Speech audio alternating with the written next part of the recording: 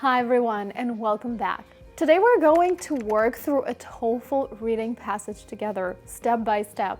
I'll guide you through each part, just like I would if we were sitting side by side. If the reading section feels difficult, or if this passage seems a bit too much at first glance, don't worry. We'll take it slowly, look closely at each question, and break things down in a clear and simple way. I think you'll see that it's not as hard as it seems once we walk through it together. Let's get started. Question 1. It says, the word remnants in the passage is closest in meaning to. So this is a vocabulary question. We have to choose the word that means the same as remnants.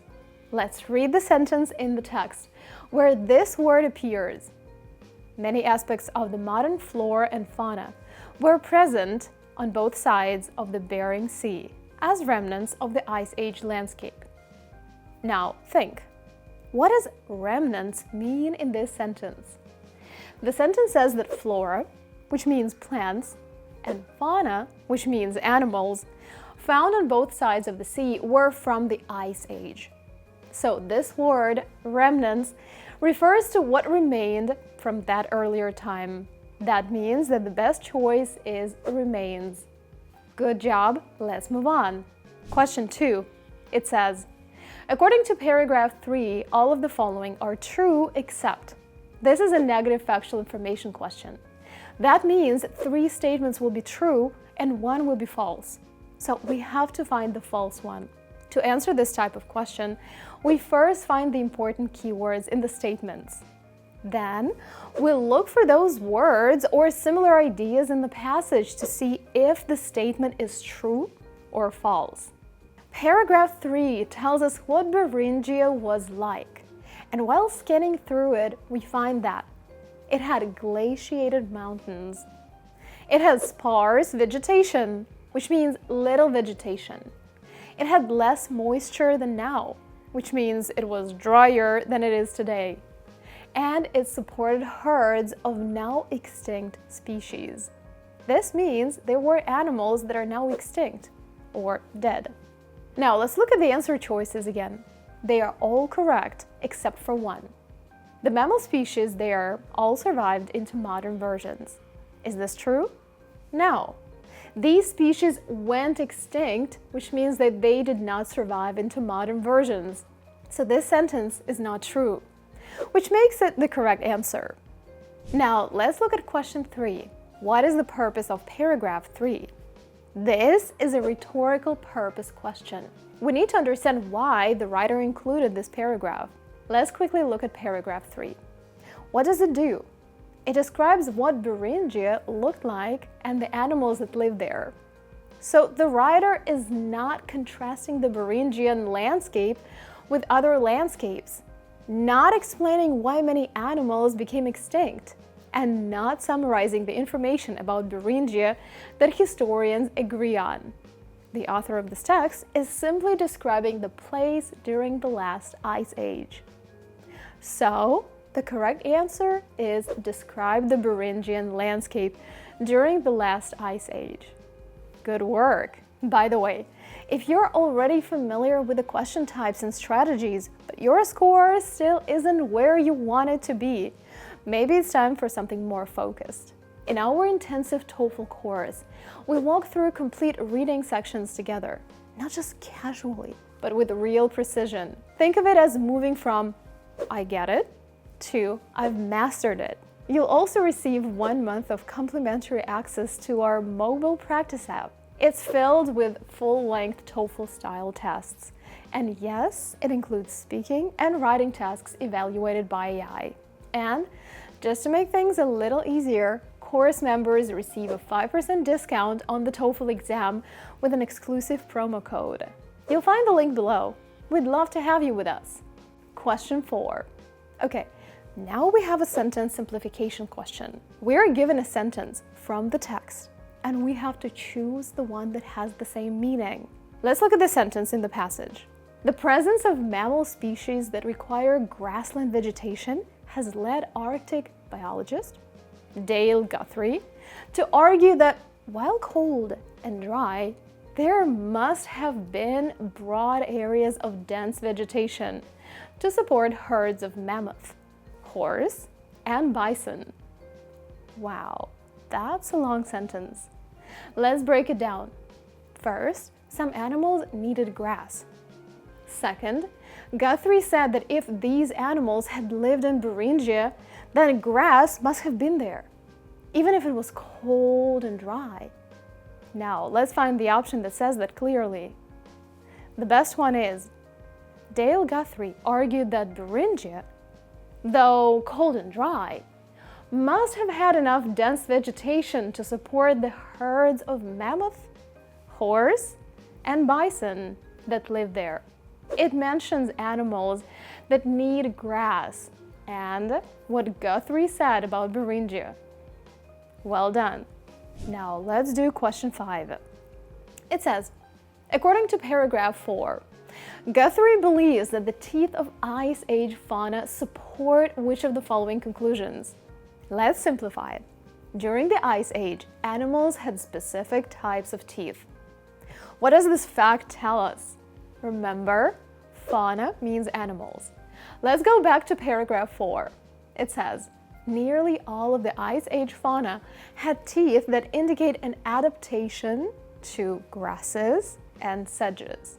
They could not have been supported by a modern flora of mosses and lichens.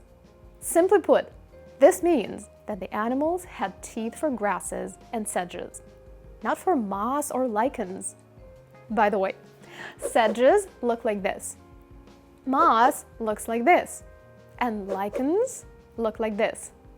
So the animals' teeth were made for eating grass, not moss. If their teeth were made for eating grass, what does that tell us? It tells us there was grass. And grass grows in grasslands, right? So the correct answer is grasslands were part of the Beringian landscape. Great, let's move on to question 6. This one says, according to paragraph 5, how did Dale Guthrie use the information about radiocarbon analysis of bones from Beringian deposits? This is a factual information question. Simply put, we have to answer this question.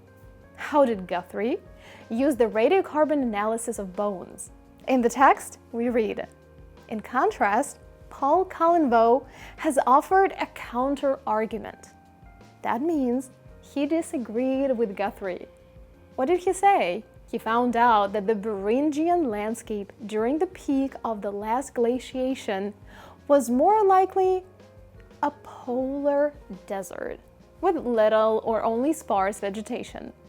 So, according to Colinvaux, it was impossible that this region could have supported large herds of mammals and human hunters. Guthrie has argued against this view. Again, we understand that he disagreed with Colinvaux. Why? He said that radiocarbon analysis of mammoth, horse, and bison bones from Beringian deposits revealed that the bones date to the period of most intense glaciation. What does that mean? It means that the bones were found during the coldest time. Let's sum it up. Colinvaux said that there was not enough food for animals, so they couldn't live in Beringia.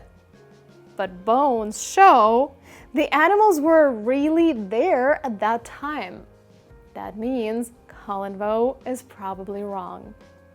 So the correct answer is to show that the conclusions that Colinvaux drew from the analysis of pollen in Ice Age lake sediments cannot be correct. Excellent. Question 7. This is another vocabulary question.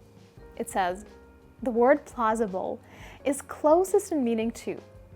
Let's read the sentence with it in the text. A mixture of continuous but thin vegetation supporting herds of large mammals is one that seems plausible and realistic with the available data. The author is saying this idea makes sense. It is possible and reasonable. So the correct answer is reasonable. Nice job. Question 8. Which of the following best describes the organization of paragraph 6? Let's think about how paragraph 6 is organized. It says, the arguments seem to be at a standstill until a number of recent studies resulted in a spectacular suite of new finds. This means that some new information appeared. To be at a standstill means that nothing is changing. Finds means findings, something that people found out. So nothing was changing until some new information was found out. Then a long explanation follows of what was found out.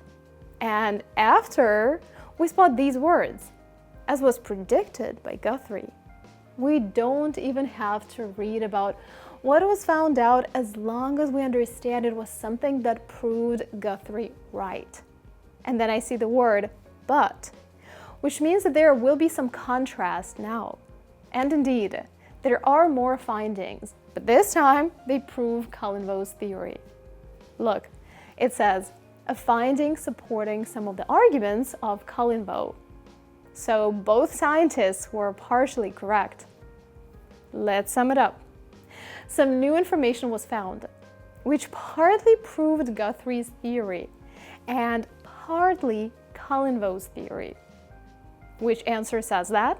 Of course, the one saying new information is presented, and the information is used to show that the two competing explanations can each be seen as correct in some way. As you can see, it wasn't hard at all. And we didn't even have to read the entire paragraph and understand every single complicated word. Now, let's move on to question 9. Now we have to choose the best place to add this sentence. Nevertheless, large animals managed to survive in Beringia. This is the insert text question. To solve it, we simply need to find some clues that will help us find the best place for this sentence in the paragraph. The clues are nevertheless and animals. Nevertheless means contrast. So there has to be some contrast between this sentence and the one before it. And the word animals show that there should be some reference to animals in the sentence after this one. The first two sentences in the paragraph describe landscape. But in the third one, I can see examples of now extinct animals. So, I'll give the second square a try and insert my sentence there. It fits perfectly. Look, in the sentence before the highlighted one, they say that the landmass was forbidding. It means that it looked harsh, empty, or difficult to live in. A cold and windy place is often described as forbidding. It's hard to live there. And then, nevertheless comes, and the writer says that large animals manage to survive. It makes sense. Even though the place was difficult to live in, some animals still managed to do it. And the sentence after the highlighted one gives examples of the animals that managed to survive. Easy, right? The correct answer is square 2. If you have extra time on the exam, you can also check the other 2 squares, but if not, you can already move on to the last question. Question 10, the infamous prose summary question, and one of my favorites. You need to choose 3 correct ideas out of 6 to form a good summary. To answer this type of question, you need to choose the sentences that express the main ideas, not minor details. You should also avoid any sentence that gives incorrect information. How do you know you've picked the right one? Well, it should reflect the main idea of at least one paragraph. You can double check yourself by asking, do I remember this being discussed?